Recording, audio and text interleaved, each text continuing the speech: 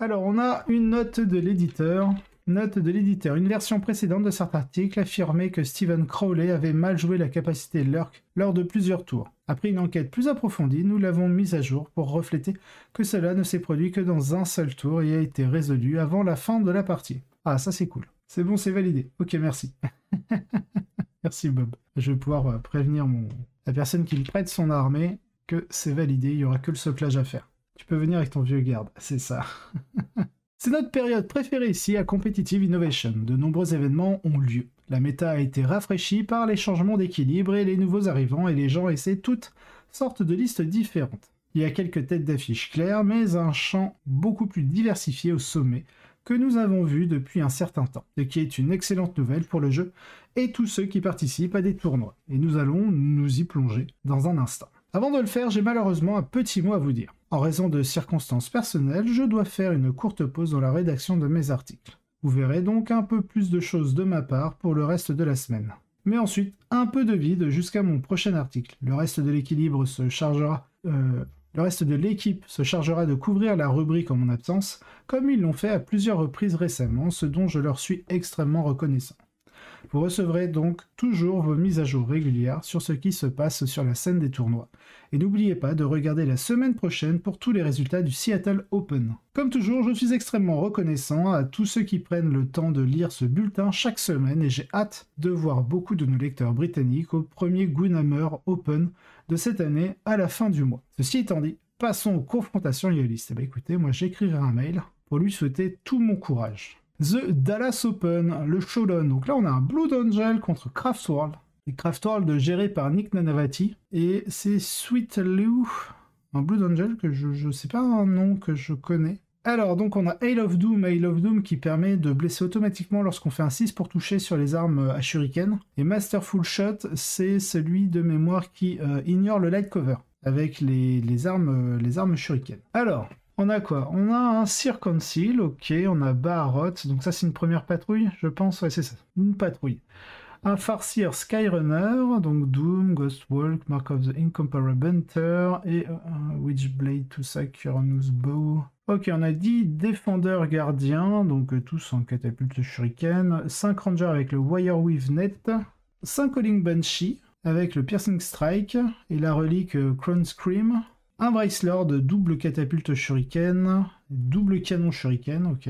Warwalker double canon shuriken, elle est 2. Warwalker qui est une unité qui est plutôt intéressante parce qu'elle coûte pas très cher et elle peut s'infiltrer. Et je trouve ça assez insane pour une unité comme celle-ci. Donc ensuite on a une deuxième... Non, ça c'est pas une patrouille, du coup c'est Outrider, c'est un détachement éclaireur. Toujours le même vaisseau monde, hein, de toute manière, il peut pas en avoir deux différents.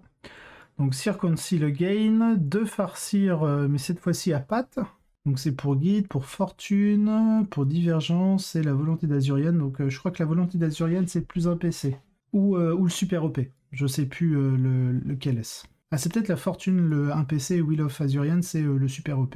On a 8, on a 2 x 9 d'ailleurs Avenger, donc full catapulte shuriken, et l'Exarch en double catapulte shuriken. Il y en a un qui a le stand firm. Stand firm, je sais plus ce que c'est.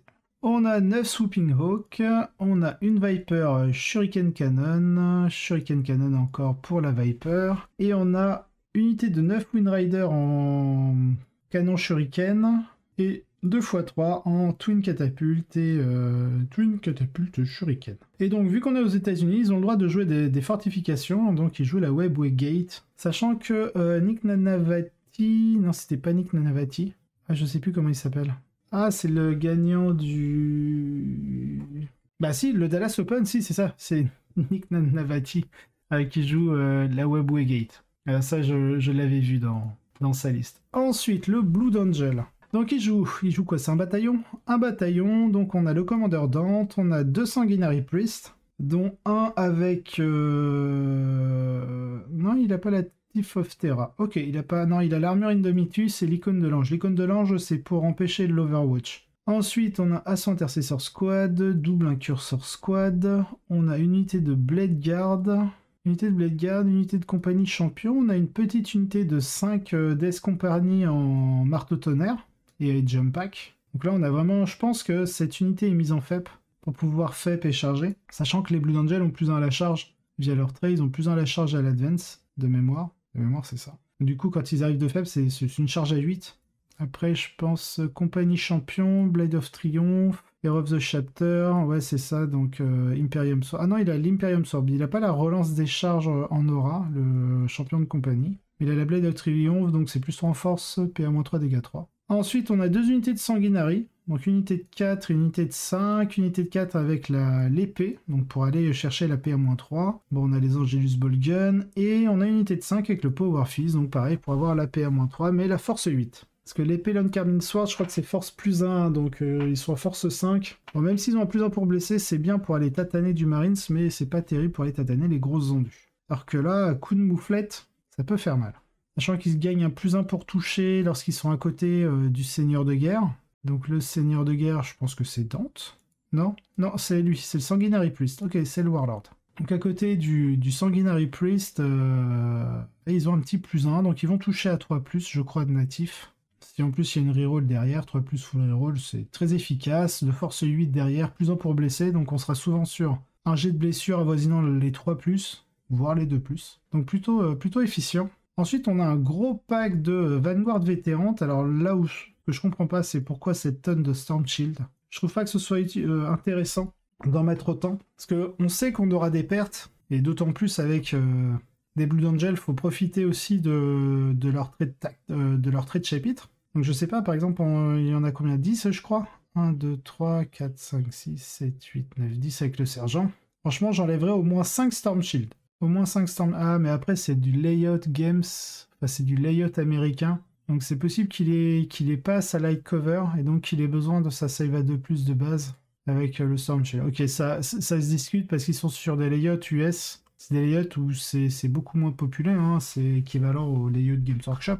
D'ailleurs, vous pouvez voir à quoi ressemblent les 2 layouts Games Workshop, parce que du coup, je prépare le tournoi d'Angers, et donc je m'entraîne sur les layouts Games Workshop, et donc, même si ce sera pas totalement ça au tournoi d'Angers, enfin, ça, même si, enfin, qu'est-ce que je veux dire? Même si au tournoi d'Angers, je sais que ce sera pas parfaitement exact par rapport au layout Games Workshop, en tout cas, c'est un layout où on s'en rapproche le plus. Donc c'est pour ça que je m'entraîne dessus, histoire d'avoir les quelques réflexes qu'il faut. Et vu que c'est cloqué, enfin, en tout cas, les parties peuvent être cloquées, autant s'entraîner là-dessus et gagner du temps. Donc n'hésitez pas à voir sur ma chaîne Twitch les rediffs, les 2 dernières vidéos. Non, pas les 2 dernières. Si, c'est ça, les 2 dernières. Alors attendez, je vais aller voir directement sur ma chaîne vidéo. Si, c'est ça, les 2 dernières, donc la vidéo du mardi-mercredi matin, sont des parties que j'ai fait sur Tabletop Simulator pour m'entraîner, avec des layout games. Mais avec les layout games, je pense qu'on peut se passer de 3, 4, 5 Storm Shield, au moins pour avoir un équivalent fusible. Parce que c'est quand même 4 points de shield, donc du coup on récupère, ne serait-ce que d'en enlever 5, on récupère 20 points qu'on peut mettre ailleurs. Derrière on a quoi? On a une unité de Devastator, sachant qu'on n'a pas de drop pod, donc c'est une déva à pied. Alors je pense que, ouais, là on joue du Grave Canon, je pense que le Grave Canon va revenir dans la méta, parce qu'il est PA-3 de base. Il est dégâts 1, mais il passe dégâts 2 contre les saves à 3+, au mieux. Et vu qu'il y a potentiellement un retour du SM dans la méta, c'est pas idiot de jouer du Grave Canon, sachant que c'est un bon volume de tir, hein. C'est 4 tirs par Grave Canon, c'est une portée de 30 pouces. Donc c'est pas une arme si inintéressante que ça. Et enfin on a un Whirlwind pour lui donner l'accès à un Fightless. C'est durable. Fightless c'est un anti-Overwatch en même temps. Allez, donc il y a pas mal de paragraphes, on y va 2 par 2 là. L'un des joueurs Azuriani les plus légendaires du jeu fait une apparition sur la table d'honneur à Dallas pour nous donner le coup d'envoi de cette semaine. Avec un build qui utilise le puissant combo Grêle de Malheur, donc Hail of Doom et Tir Magistral, et certains des outils que nous avons vus dans d'autres listes à succès, mais aussi quelques astuces uniques. Suivant le schéma habituel de ce type de construction, on retrouve les personnages superstars de Barot et du Farseer, Kuornos Bow, incomparable Hunter. 2 unités capables d'infliger des dégâts tout en restant en sécurité sous la forme des Hawks et des Bikes. 2 unités de Dire Avenger pour donner de gros coups de poing. Et enfin, beaucoup d'unités rapides et bon marché qui peuvent être placées sur les objectifs pour attirer l'adversaire à portée de tir et s'assurer que l'armée ne prenne pas de retard sur les primaires. Ce que Nick a ajouté à la formule, c'est qu'il est allé un peu plus lourd sur les petites unités semi-sacrificielles, et a ajouté un Vice Lord pour un peu plus de crunch sur un point. A ajouté un troisième farcière permettant une domination psychique sérieuse et des tempêtes Eldritch plus faciles à mettre en place. Les Layout Games donnent quand même masse couvert vu la taille des zones. Oui, c'est pour ça que je pense qu'on peut, même sur des Layout Games, on peut se permettre d'enlever quelques Storm Shield. Et des tempêtes Eldritch plus faciles à mettre en place. Et à libérer les points pour tout cela en apportant une porte Webway. Cela évite d'avoir à apporter des mécanismes de livraison comme les serpents à vagues, donc les wave serpents, pour les vengeurs, qu'elles peuvent être mises en réserve et à très bon marché. Et rappelez-vous qu'ils n'ont pas besoin d'arriver par la porte, permettant à l'armée d'embarquer plus de choses. Cela signifie également que l'unité de défenseur gardien de la liste a une réelle valeur, en supposant que la porte soit placée près d'un objectif. Ils peuvent sortir pour faire pression sur le point et soit effectuer une action. Ah, l'article là, la trad, pas ouf. Soit ajouter un peu de dégâts en le faisant, ou les deux, avec la volonté d'Azurian. Donc ok, la volonté d'Azurian c'est action plus tir, on dirait. Alors c'est pareil, du coup, la liste de Nick Nanavati, faut prendre un peu certaines pincettes, dans le sens où il joue la Webway Gate, donc parce que c'est légal aux États-Unis. Si vous jouez en format WTC, c'est pas légal. Je sais pas pour votre tournoi, Bob, si les bâtiments sont autorisés. Mais en tout cas, voilà, donc il y a quand même une certaine annotation à avoir par rapport à la liste de Nick Nanavati, parce que sa mécanique tourne quand même autour de sa Webway Gate. Au total, la liste peut jouer le plan assez standard pour ses armées, qui est d'appâter l'adversaire dans la bataille et de le flétrir avec des contre-attaques de tir. Mais grâce au changement de Nick, elle n'a pas à essayer de cracher les coques de serpent, donc les wave serpents, du tir ennemi et a une contre-attaque psychique plus mortelle quand elle est pressée. Et peut utiliser la porte Webway pour reprendre un objectif si les choses ont commencé à mal tourner. Alors, je vais mettre mes lunettes parce que là je vois que je galère à lire.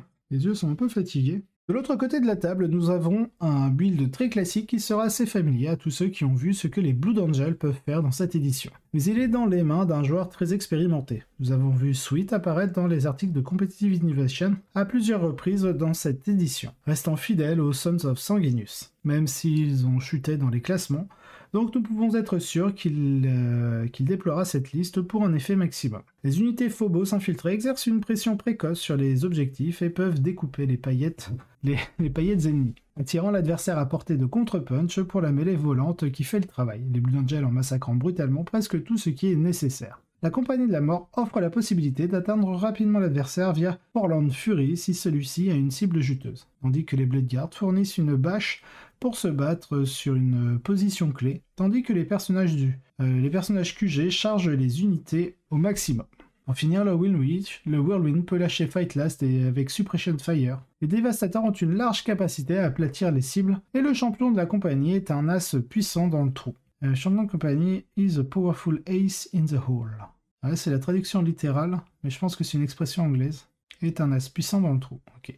Il peut faire une intervention héroïque à 6 pouces, activer Angel Sacrifice pour absorber la puissance de mêlée adverse, puis utiliser Only in Death pour aplatir tout ce qui l'a attaqué en retour. Faisant des échanges très fiables, cette armée montre le meilleur de ce que les Blood Angels ont toujours été capables de faire, et reçoit un modeste coup de pouce de l'armure du mépris. Ça n'aide pas les trucs avec bouclier, mais les gardes sanguinaires ont une de plus naturelle. Donc adore ça. Et ça signifie que la Compagnie de la Mort meurt juste un peu plus fort. Attends, et ça signifie que la Compagnie de la Mort meurt juste un peu plus fort. That bit harder. Non, donc ce serait plutôt meurt plus difficilement. Un peu plus difficilement. Alors comment les deux listes se comparent-elles? Ces deux armées ont l'impression de vouloir faire quelque chose d'assez similaire en début de partie. Surtout sur un déploiement en coin, à savoir appâter l'ennemi pour qu'il se batte pour un objectif, puis lancer les contre-attaques brutales sur ceux qui s'engagent à le faire. C'est là que les plans divergent un peu. Les Azuriani veulent continuer à faire cela pendant quelques tours, tandis que les Blue Angels veulent prendre de l'élan à partir de là et rouler sur la table en aplatissant l'adversaire. L'avantage des Blue Angels est que, tant qu'ils peuvent garder les incursors dans l'ombre des principales unités de tir du Craft World, ils ont en fait assez facile à retirer et à obsèque. Les Azuriani n'ont qu'une seule unité de mêlée sous la forme des Banshees et les déployer sur la table comporte un certain risque avec le Whirlwind. Nick peut bien sûr contourner ce problème grâce à la vitesse de ses unités. Le tir des Blood Angels est minime et quand ils n'ont à esquiver que les canons gravitationnels, donc les graves canons, les Azuriani peuvent s'inquiéter un peu moins de rester cachés qu'ils ne le feraient normalement. Malgré tout, on a l'impression que les Craftworld ont un peu plus de mal que d'habitude à établir le schéma de début de partie qu'ils souhaitent. Mais malheureusement, c'est là que s'arrêtent les bonnes nouvelles pour les Blood Angels. C'est vrai que dans le match-up à Eldari, le Whirlwind devient super intéressant. Parce qu'avec ces 2 DC tir force 6, même si c'est une PA de 0, les Eldar n'ont pas de grosses sauvegardes comme les Space Marines. Donc en fait, le Whirlwind dans le match-up, si on arrive à le planquer, dans le match-up Harlequin, à Eldari, on va dire, en règle générale, c'est pas dégueu. Pareil dans le match-up Drukhari, si on est sur des masses vrac, ouais, c'est intéressant. À méditer. Après, c'est pareil, vu que maintenant il y a moins de tirs indirects, pouvoir jouer juste des dévastators en Grave Cannon, c'est beaucoup moins cher. Ça donne des idées. De build. Alors moi, je pense pas forcément Blood Angel, mais en Space Wolf. Et virer potentiellement les Eradicators pour y insérer des Grave Cannon, c'est pas idiot. Parce que tes Grave Cannon, nous, on peut en mettre 5 dans une unité, ça fait quand même 20 tirs. Ouais, plus 4 tirs, 24 tirs. De canon, de Grave Cannon, avec un PC comme ça on ignore le machin. Il y a des trucs à faire, Je réfléchirai pour préparer le Paris GT, parce que de toute manière le Paris GT je vais forcément y aller en Space Wolf. La liste de Nick peut carrément faire disparaître les anges de la table ici, et il est très difficile pour eux de faire suffisamment de dégâts pour empêcher cela ou prendre le contrôle du jeu. Presque tous les dégâts du côté des Marines sont concentrés sur les unités de mêlée, donc pour faire des dégâts, ils devront souvent s'ouvrir aux contre-attaques. La liste de Nick est conçue pour s'assurer que tout ce qu'il tue n'a pas trop de valeur, et aussi pour annihiler de manière fiable le matériel des Marines, qui a beaucoup plus de valeur en retour. Le manque de cible de grande valeur autre que la grosse brique Windrider, qui ne se fera jamais prendre de manière réaliste, est un problème pour les Blood Angels en général, car il neutralise la valeur de choses comme la Death Company et Barot, présente également un problème particulier pour une armée qui opère principalement en une seule phase, car une fois que les troupes sont à terre, il peut verrouiller le flanc sur lequel le prêtre avec rite de guerre ne se trouve pas. La mission primaire ne fait qu'exacerber tout cela, pour que les Blood Angels puissent la marquer. Ils vont devoir déplacer des unités de mêlée précieuses, tandis que les Azuriani peuvent l'accumuler avec un Viper jetable et faire exploser quelque chose en morceaux. On voit au résultat, le Craftworld le gagne, 94-48.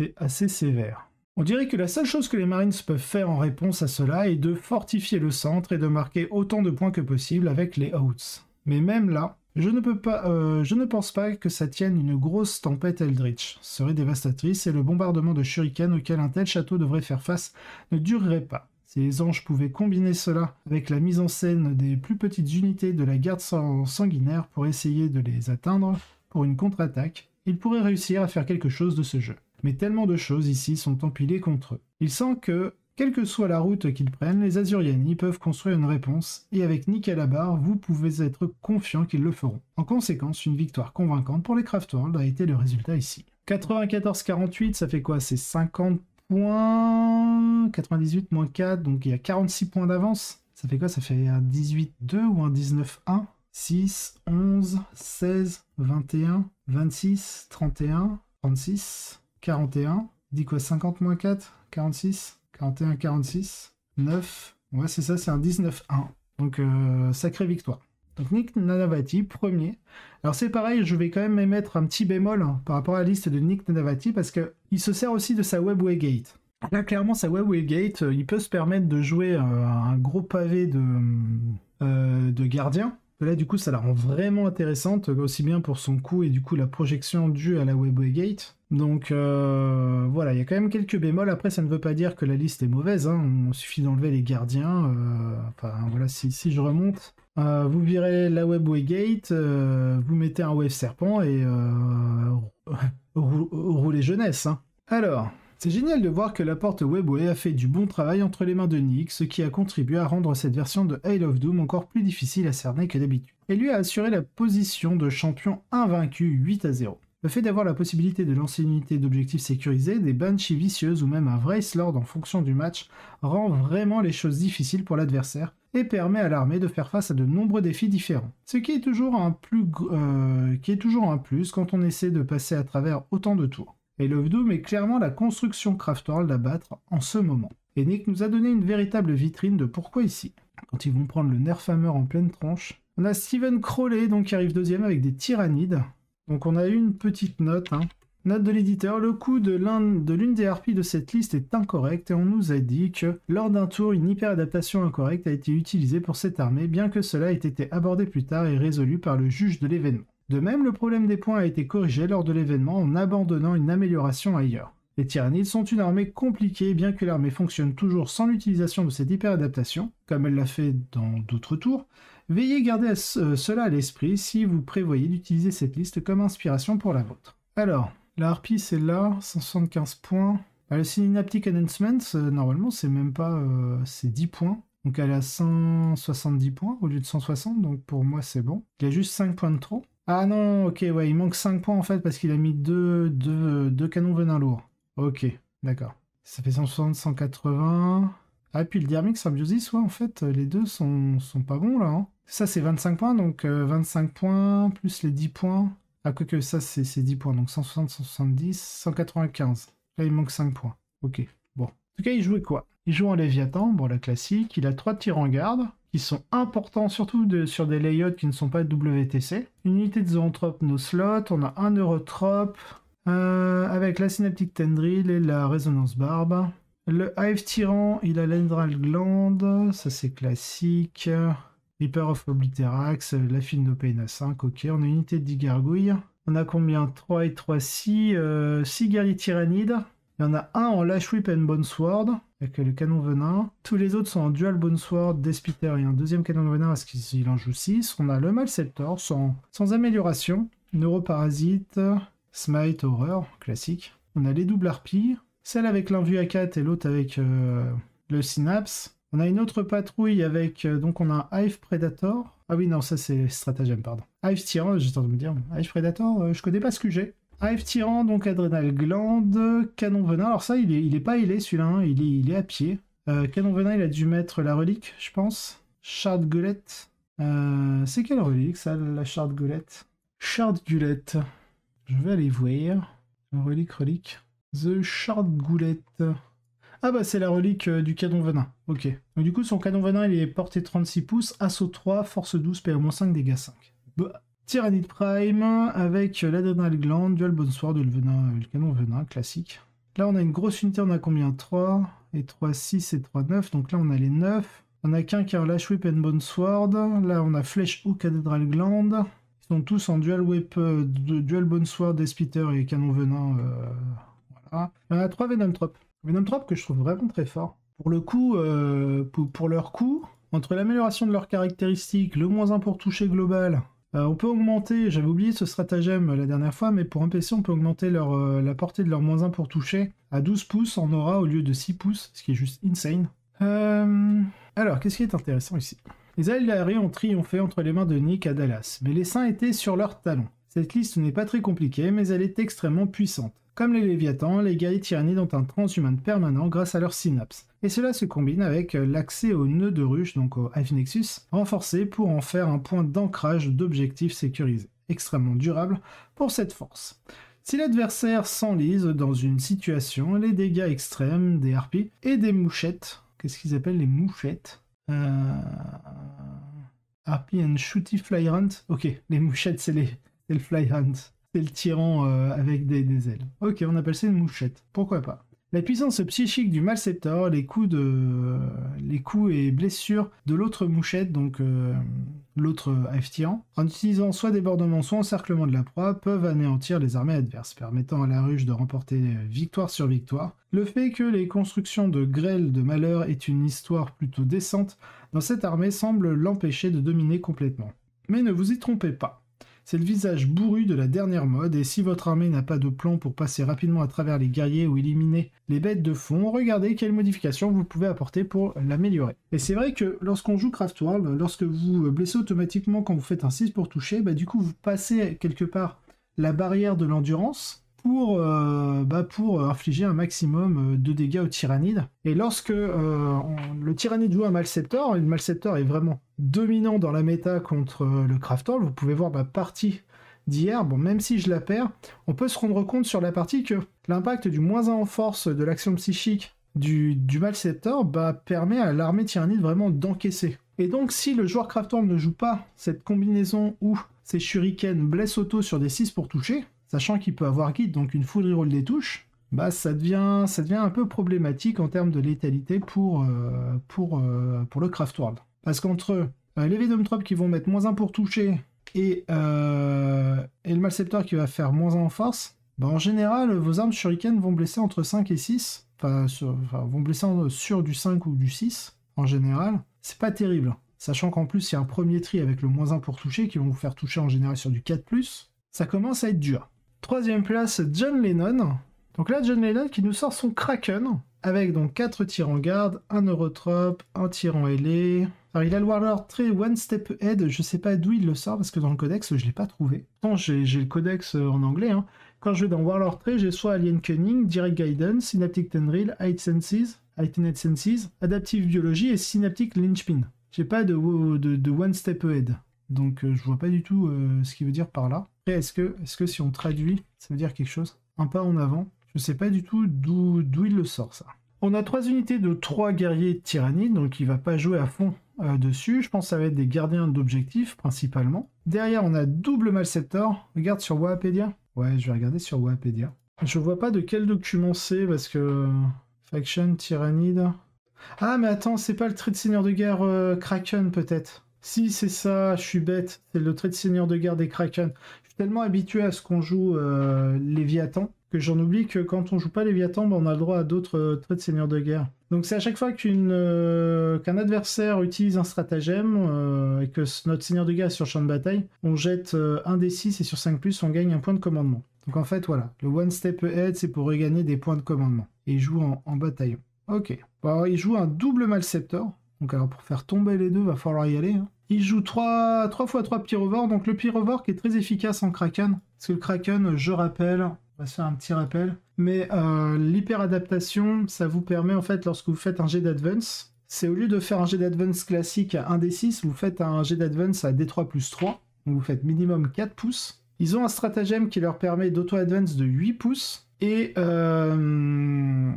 voilà, c'est pour la mêlée, mais le trait, on va dire, de la flotte de base, celui que vous ne pouvez pas changer, c'est lorsque vous avez fait un mouvement de charge, jusqu'à ce que le combat soit résolu. À chaque fois que vous allez faire des attaques, vous améliorez la PA de 1. Et c'est surtout que du coup, les pyrovores, quand on peut auto-advance de 8...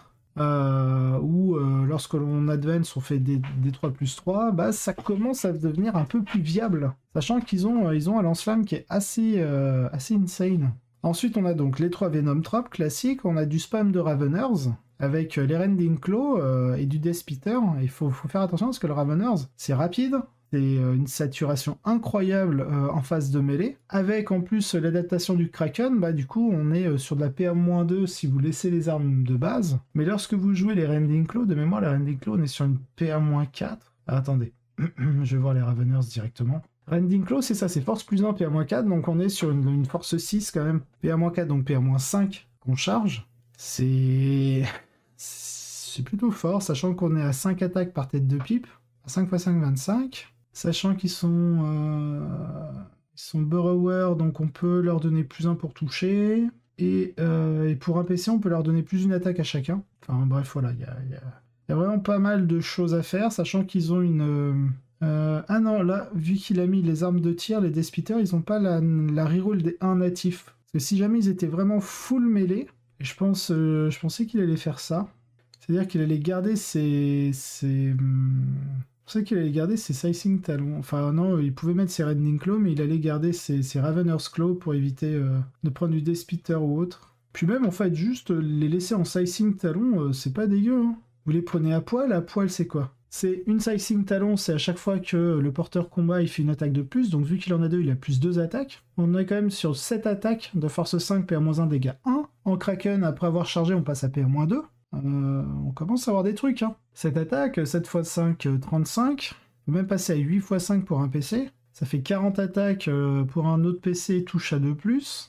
2+ reroll D1, donc voilà, il suffit qu'on soit en plus sous impérative guerrier tyrannide, les 6 font des touches en plus. Quand on commence à toucher à 2+ reroll D1, les 6 explosent. Qu'on ait force 5, PA-2, dégâts 1, certes, bah la saturation, elle en fait voler des choses. Et à la rigueur, si on veut ne pas mettre les Sizing Talons, on met juste les Rending Claw à la place des Sizing Talons et on est pas mal. Hein. 5, on peut monter à 6 attaques pour un PC, 6 attaques, 6 x 5, 6 x 5, 30. On a 30 patates en 2 plus reroll D1. Les 6 explosent potentiellement.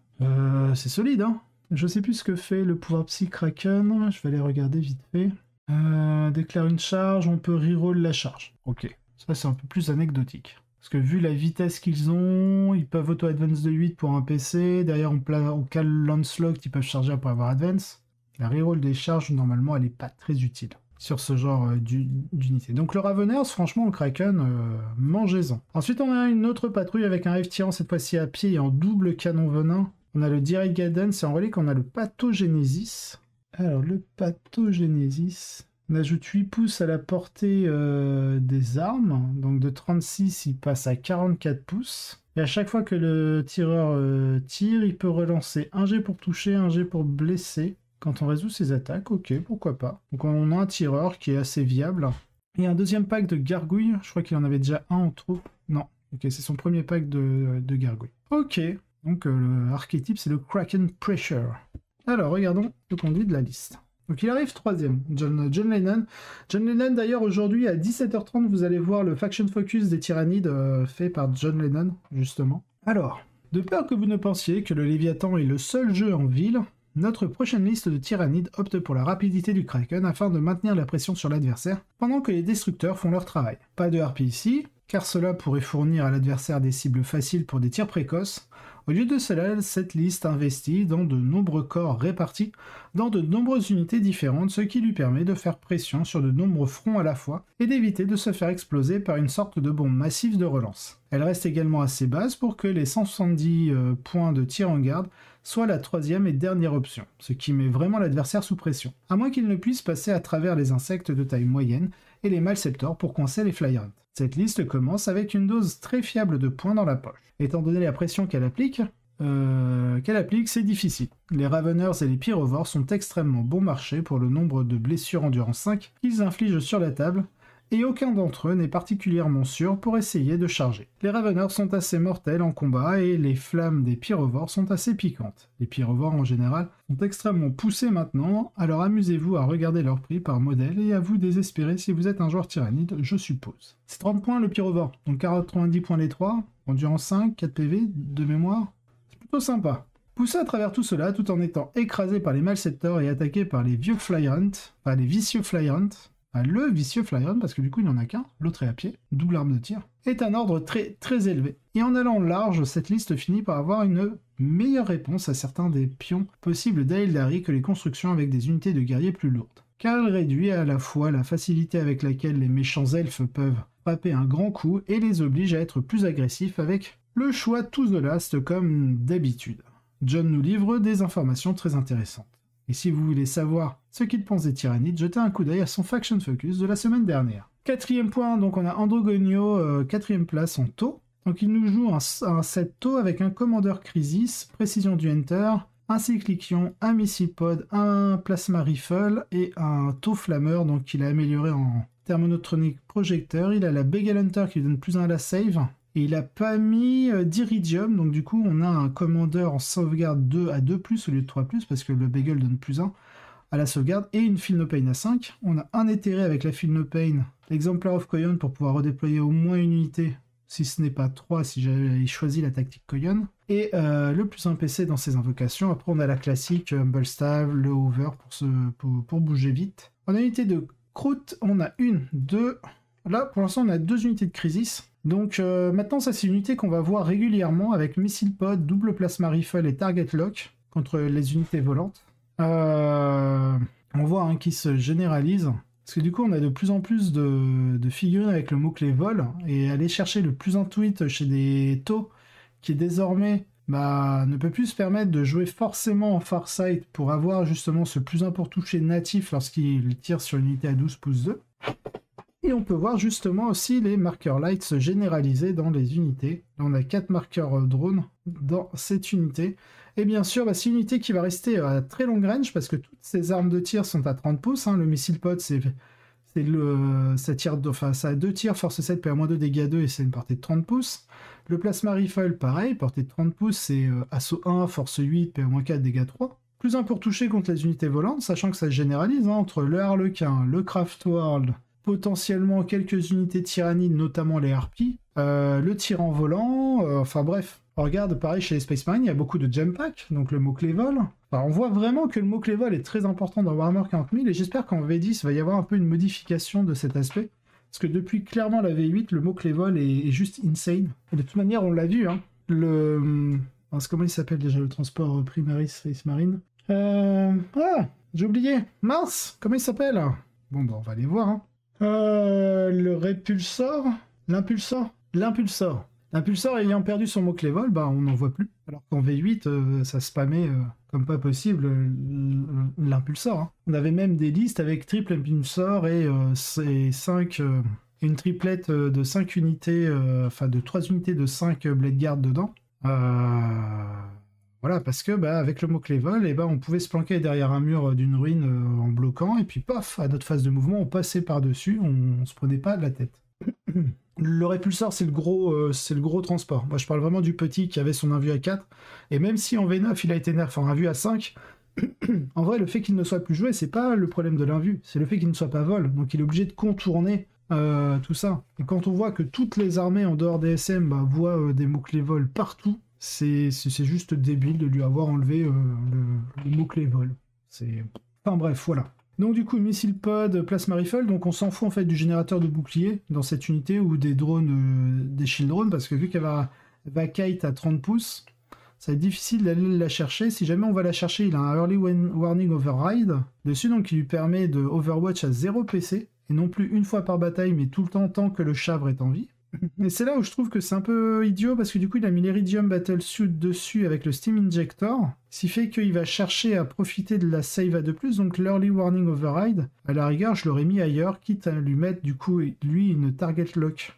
Comme ça l'Early Override, il l'aurait gardé sur son châssis, comme ça lui aurait permis sur son shaft de toujours tanker avec l'Iridium et le Steam Injector, sans perdre l'Early Warning Override. Parce qu'une fois qu'il le perd, c'est mort. Ouais, les deux ont perdu le mot-clé vol, le répulsor et l'impulsor. Mais autant le répulsor était pas autant joué que l'impulsor, tu vois. L'impulsor, tu peux vraiment faire ce que tu veux avec. Mettre des Hellblasters, mettre des Blade Guard, enfin voilà, t'avais vraiment de vrais bons builds en fait avec. Donc derrière, on voit qu'on a quand même une unité de Crisis en double air bursting, donc en tir indirect, target lock, plasma rifle.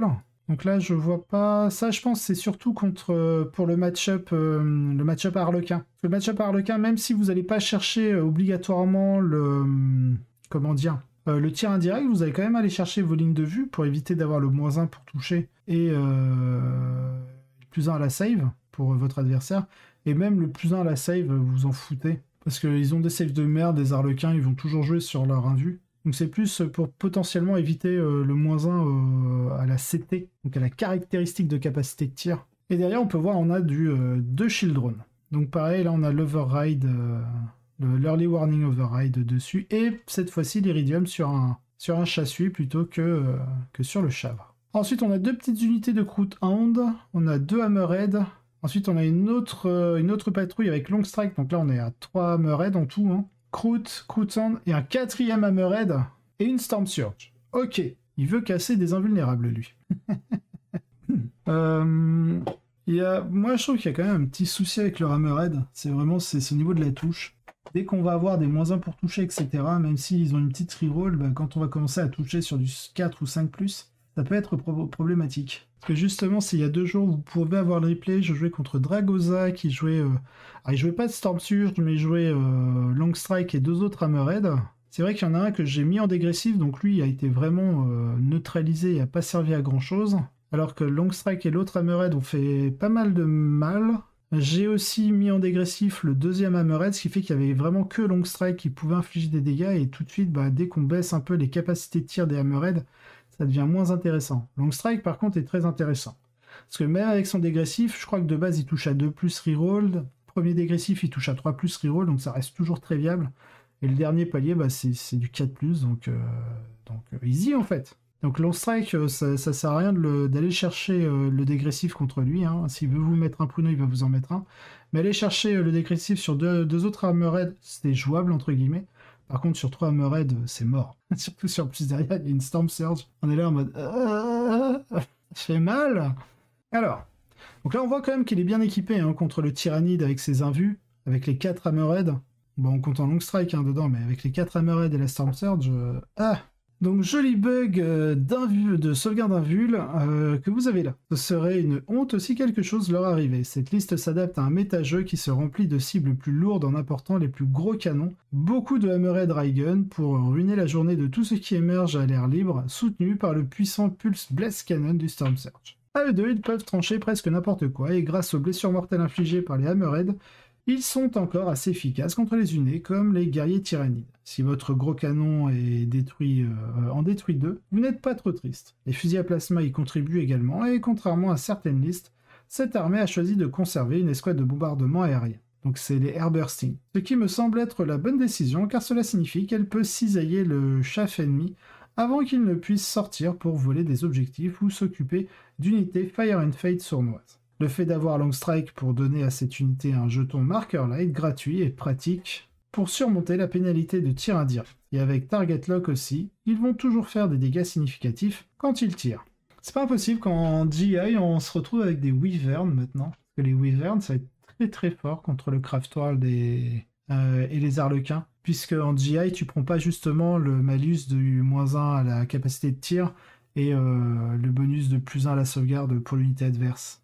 C'est pas impossible qu'on ne voit plus de Manticore, mais plutôt des Wyverns à la place. Alors continuons, une bonne capacité à infliger des dégâts est essentielle. Mais ce que j'aime aussi dans cette liste, c'est que les Hammerheads sont suffisamment bon marché pour qu'on n'hésite pas à les pousser vers les objectifs en milieu de partie. Soit pour appâter une contre-attaque adverse, soit pour tirer un coup de grêle sur un élément clé qui se cache loin de vous. Les choix de To The Last ici sont les grandes unités de Crisis et le Storm Surge, donc tant que vous ne vous engagez pas avec ces unités, vous n'avez pas à vous inquiéter de les perdre. Et je pense que ces coques font un bon travail pour assurer que cette liste a un peu plus de profondeur, de mobilité semi-expansible que certaines constructions de Storm Surge. Honnêtement, j'aime vraiment cette liste en général. Elle va être terrifiante à jouer contre elle et assez flexible, et utilise quelques modèles cool. Excellent travail de Gonyo. Et puis il faut pas oublier, ils ont un stratagème aussi, les Hammerhead, hein, c'est la sous-munition, où là ça peut infliger pas mal de mortels. Donc c'est pas juste une unité anti-char, ça peut aussi avoir une bonne saturation, entre guillemets. Alors le rest of the base, donc les joueurs, un joueur finit à 7 victoires, une défaite, c'est l'Adepta Sororita. Donc on voit un cinquième, c'est Jack Harpster avec ses Sororitas, mais du coup le joueur Blue Angel est bien en dessous de ça. Alors, par contre, on s'attendait à de l'Adepta Sororita, on aurait pensé à du cœur valeureux, mais pas du tout. C'est les Bloody Rose combinent les unités de jetpack d'escarmouche, 3 grandes escouades de Repentia avec un Rhino pour une poussée précoce via Carry for the Faithful, et ensuite des tirs autour de Morgenval, notamment avec des escouades complètes de Retributor, de 10 figurines pour fournir les corps ablatifs lorsque l'adversaire tente de riposter.